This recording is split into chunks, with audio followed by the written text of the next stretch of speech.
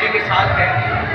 यही एनर्जी अगर आप बनाए रखेंगे तो जो भी आप काम करना चाहते हैं आप अच्छा करेंगे। असल में कुछ गलत हम लोग क्यों करते हैं, ये एनर्जी जब डाउन होता है ना तो उसको डर लगता है। हम लोग को है कब लगता है, जब हम लोग का एनर्जी इस तरह का नहीं होता जो अभी है, ठीक है। वो है दूर होने के लिए क्या करना चाहिए, आपको एनर्जी को मेंटेन रखना चाहिए। वो आप मेंटेन रखने के लिए क्या करना चाहिए, तो जैसे सुबह उठते हैं तुरंत उस समय हड़बड़ी में तैयार होते हैं तो उसमें एनर्जी जाता थोड़ी, और डर लगता है पहुँचेंगे टाइम पे नहीं पहुँचेंगे। तो थोड़ा अगर आप अपने डे को प्लान कर ले एक दिन पहले ही, है ना, कि ये काम है हमको कल करना है, तो हम अगर इतने बजे उठेंगे तो कुछ अपने लिए भी समय दे पाएंगे, ठीक है। जैसे थोड़ा योगा कर सकते हैं, ब्रीदिंग वाला कर सकते हैं, है ना।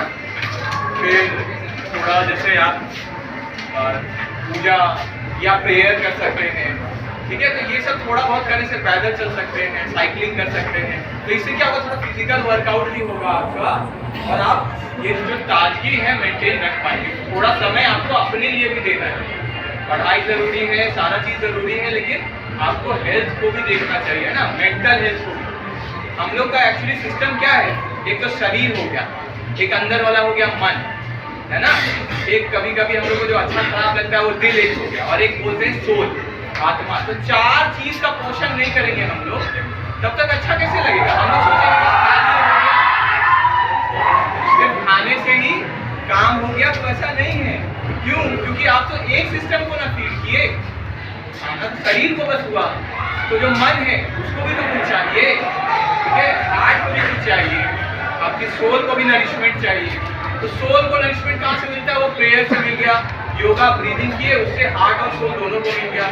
मन के लिए थोड़ा जैसे आप क्लास में लोग करते, ध्यान करते हैं ना, सीधा बैठ गए, ऐसे ऐसे हाथ रखे दोनों थाइस पर, रीढ़ का हड्डी सीधा, आंख बंद, और सांस धीरे धीरे लेते समय मम्मी पापा जिनको भी गुरु मानते हैं वो, और ईश्वर जिनको भी मानते हैं, यीशु को मानते हैं, यीशु को, कृष्ण, राधा जी, या जिनको भी आप मानते हैं, अगर मुस्लिम है खुदा को तो उनका स्मरण करिए, सिख है, ठीक है, तो अपने गुरु नानक या जो भी है, तो वो सब ईश्वर एक्चुअली तो ईश्वर ही है, नाम अलग अलग है ना।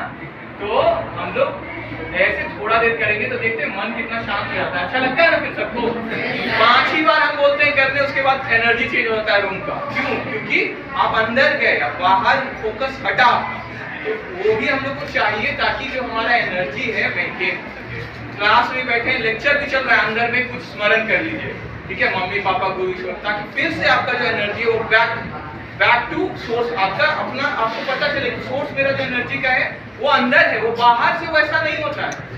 हम आपको अभी देंगे, मान लेते हैं 100 रुपया रखते गए, है ना, और गाली देते गए या पीटते रहे, अच्छा लगेगा, अमीर भी तो हो रहे हैं, अच्छा लगना चाहिए तो आपको।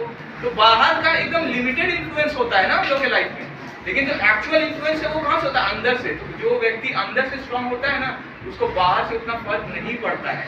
क्यों, क्योंकि उसको पता है ये टेम्पररी है बाहर वाला, वो अभी बोल रहे हैं, फिर उनका मूड चेंज होगा, अभी अच्छा से बात करने लगे, फिर मूड चेंज होगा, फिर वो गड़बड़ाएंगे। तो बाहर में हम इतना डिपेंड क्यों करें, तो उसको हमको बाहर वाले लोगों को संभालना चाहिए और अपने को मैनेज करना चाहिए कि हम वो सामने वाला मेरा रिमोट नहीं है कि वो दबाए कि अभी इसको कुछ बोलते हैं और ये गुस्सा है, इसको अभी कुछ बोलते हैं ये कुछ भड़केगा, वो ऐसा करने ही नहीं देना है। कोई बोला आप उतने हम्बल होकर बात कर लीजिए, देखिए उनका जो गुस्सा है अपने आप शांत हो जाए, ठीक है। जैसे एक इंसिडेंट हम शेयर करते हैं, कॉलेज के अंदर हम जा रहे थे, फेस्ट चल रहा था सेंट जेवियर्स रांची में, एक जने से पकड़े और जो मेरा आईडी था वो हम गलत टैग पहने हुए थे, जो रस्सी होता है वो थोड़ा अलग वाला पहने हुए थे, लेकिन आईडी था मेरे पास, तो ऐसे करके खींचे, उनको बहुत ऐसे लगा, और लड़का लोग में तो रहता है, हमको कौन छू दिया, भले ही दम नहीं होगा लेकिन नहीं बोलेंगे अंदर से कि हम ही सबसे बड़े डॉन हैं, हमको कैसे कोई छू सकता है।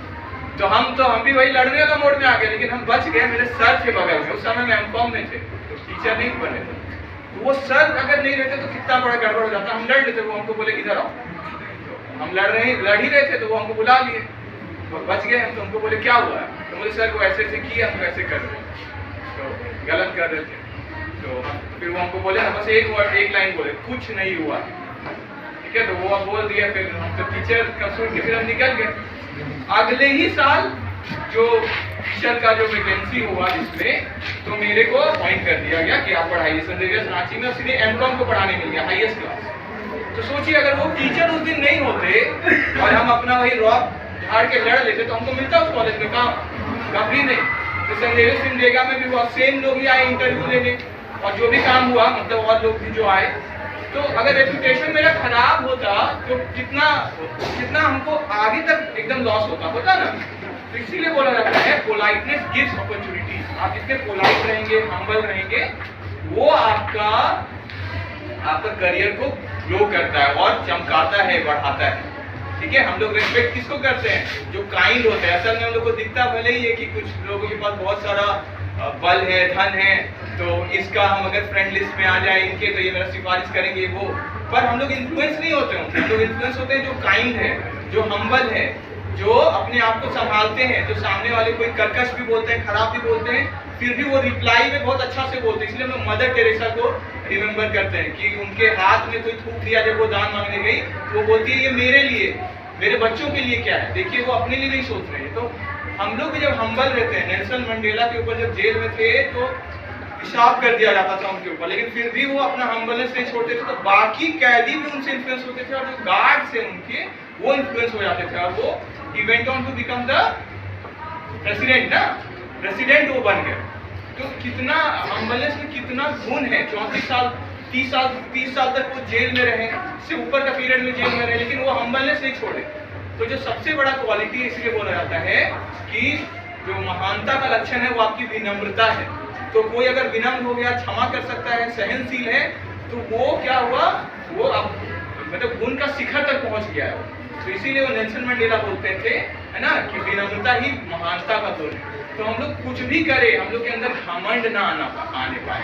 तो इसके लिए एक ही उपाय है जो हम लोग कोशिश करते हैं कि बार बार मम्मी पापा, गुरु और ईश्वर का स्मरण करते हैं। क्योंकि जब स्मरण करते हैं तो उससे क्या होता है, हम लोग अपना दायित्व ईश्वर को ही दे देते हैं कि देखिए हम आपका स्मरण कर रहे हैं ना, अब मेरा गलती नहीं, हम कुछ गड़बड़ करेंगे तो आपका गलती है, हम तो आपको याद किए ना। तो ये अपने से पलड़ा झाड़ देना। अब आप समझिए, हम कुछ नहीं जानते हैं, आपको स्मरण किया ना, अब आप संभालिएगा सारा।